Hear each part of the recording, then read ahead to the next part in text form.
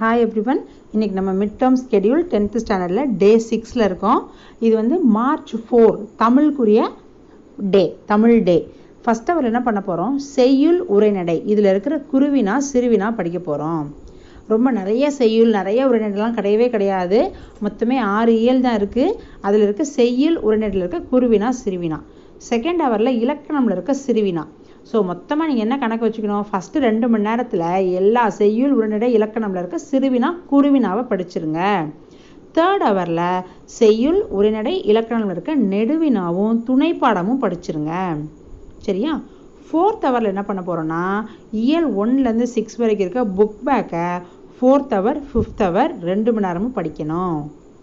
இது போக திருக்குறள் இருக்க மனப்பாட பாட்டு ஒரு 10 பாட்டு இருக்கு இல்லையா, அதை படிக்கணும். நம்ம ஏற்கனவே வந்துட்டு சிலபஸில் கவர் பண்ணுறப்பயே நம்ம என்ன பண்ணோம்? அந்த 75 days மேஜிக் படித்தோம்ல, அப்பயே நம்ம திருக்குறள் வந்துட்டு படித்து முடிச்சிட்டோம். ஸோ இது ஜஸ்ட் ரிவிஷனாக இருக்கும். அப்படி படிக்க முடியலனாலும் நீங்கள் ஈஸியாக படிச்சிடலாம், பெரிய விஷயம் கிடையாது. சரியா? ஃபஸ்ட்டு 5 திருக்குறள் மனப்பாட பாட்டு நல்லா படிச்சுக்கோங்க. அடுத்த 5 அடுத்து பாருங்கள். சரியா? ஸோ ஃபஸ்ட்டு இம்பார்ட்டன்ட் கொஷின்ஸ் ஏற்கனவே நான் வீடியோ போஸ்ட் பண்ணியிருக்கேன். அதுக்குரிய லிங்க் நான் வந்து மேலே கொடுக்குறேன். அதை பாருங்கள், அதை படிச்சுட்டு அதுக்கப்புறம் மிச்சத்தை படிங்க. ஓகே, பாய்.